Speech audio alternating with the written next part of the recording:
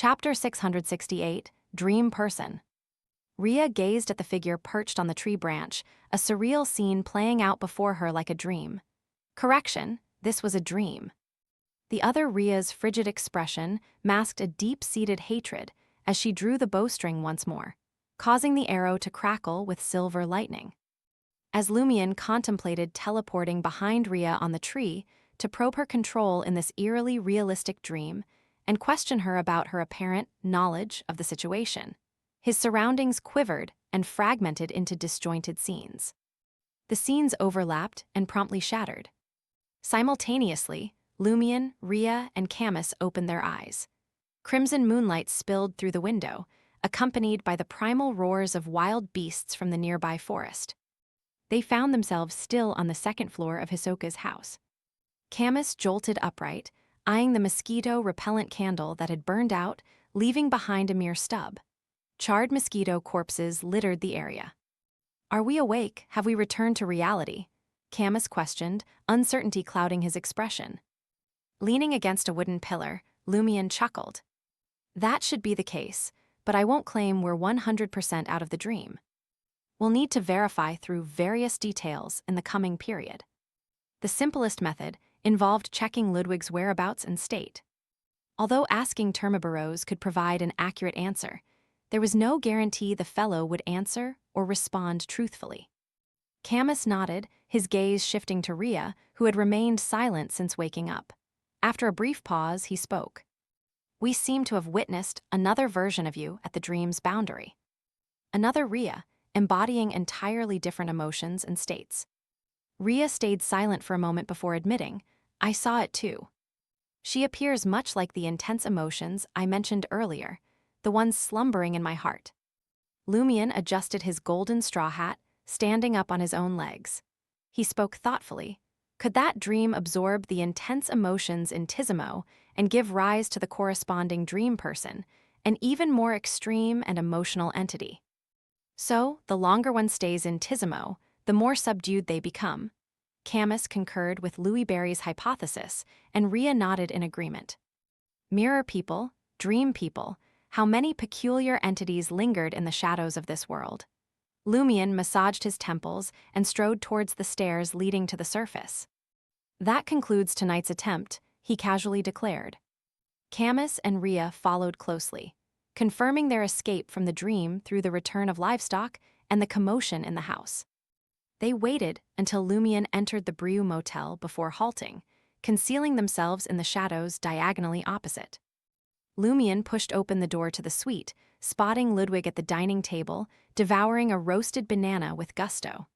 In his other hand, he wielded a child's fork, delving into a special salad crafted from the heart of a palm tree.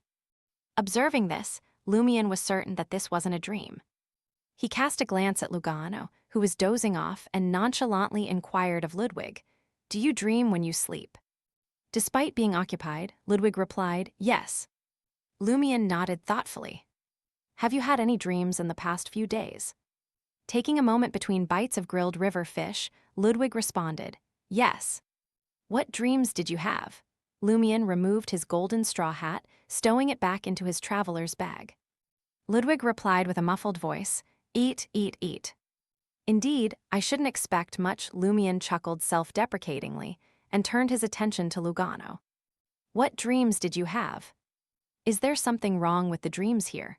Lugano contemplated asking, but decided to answer truthfully. "All kinds of dreams." He paused before adding, "Perhaps it's been too long since I went out alone. Haha, I didn't have a chance to release my pent-up emotions. Occasionally, I'd dream of women and such matters, only to realize that something was amiss. Either the target transformed into a monster, or the initially alluring woman was covered in tree warts, wheat, and mushrooms. Then, I'd wake up in shock." As an Intisian, he had no reservations discussing such topics. According to the psychology taught by Anthony, your pent-up desires and fear of the dangers in Tizimo are a mix of unresolved factors. Lumion commented inwardly and smiled. "You can explore the giant boa bar alone, find a local lady, or mingle with the ladies and maids in the plantation outside. As long as you ensure food for Ludwig, he'll manage on his own." Initially, Lugano's heart raced, but the potential dangers outside soon came to mind. Lumion headed towards the master bedroom, leaving a parting sentence with a smile. Of course, I can't guarantee those ladies won't turn into monsters or undergo anomalies after your little adventure. Lugano couldn't help but shudder at the imagined scenario. He glanced at Ludwig, finding comfort in staying by the boy's side. Until all the stored food was consumed, he considered himself safe. In the shadows, diagonally opposite the Brieux Motel, Ria observed in silence for a while before suddenly speaking up. Since there won't be any new reinforcements from the Admiral Guard, and only Deputy Captain Riza will come from the patrol team, why didn't you leave Tizimo directly? Why did you stay here and attempt to resolve the Dream Festival problem? As long as he escaped Matani, the Admiral Guard and patrol team wouldn't have the resources to track and punish them.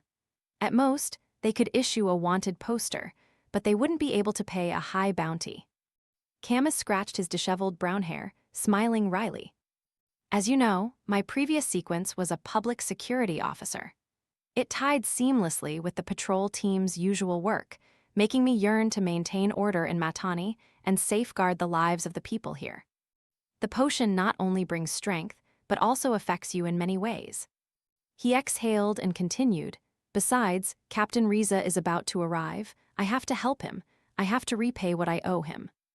Camus didn't disclose another reason, his confidence in the adventurer Louis Barry and the Church of the Fool behind him. He believed that with Louis Barry present, the situation would be threatening but not perilous. Ria didn't press further, continuing to gaze diagonally at the Brieux Motel. Camus glanced at her. What about you? Why don't you leave Tizimo with Lobin and the others now? The three of you can form a team. Some local admirals will be willing to take you in. Ria's eyes remained fixed on Louis Barry's suite as she stayed silent. After a prolonged silence, just as Camus thought she wouldn't answer, Ria suddenly spoke. When I was in the most pain and despair, it was the church who helped me. After that, it was the patrol team who gave me a new beginning and a new life. Recalling the cold Ria's face filled with hatred in the dream, Camus sighed sincerely and said, "It hasn't been easy for you." The moment he finished speaking, Ria sneered. "You're the most contradictory person I've ever encountered. In the past, I've often heard you talk about which states and islands the Fainapotter Kingdom should invade, which mines and valleys they should seize, and how they should establish more colonies in the southern continent. But now, you're showing pity towards me. I can sense your sincerity. You genuinely feel pain for me, but that's why I can't help but want to say something." Camus found himself at a loss for words. Indeed, it was a contradiction. He also realized that Ria's emotions had become even more turbulent after encountering herself in the dream. She seemed more willing to open up. Could this be the result of encountering extreme emotions? Or perhaps those who hadn't spent more than a year in Tizimo might resist the dream's influence to some extent if they grasped the truth of obedience. Camus quickly thought of the plantations outside the town and individuals like Sir Petty, Miss Amandina, Monsieur Robert, and the others. These gentlemen and ladies weren't easily subdued. The special dream had evidently encompassed both the out-of town plantation and the garrison barracks. Camus figured out the reason. These gentlemen and ladies spent at least half their time in Port Pylos each year. This also explained why he was familiar with them. At noon the next day, shortly after Lumion dispatched the letter, he received a prompt reply from Madame Magician. Did the Eternal Blazing Sun Church present this price, or was it your offer? Can a Grade 1 sealed artifact be exchanged for such trifles? If I didn't know the kind of person you are, I would suspect that you concealed more than half of the offer from the Eternal Blazing Sun Church.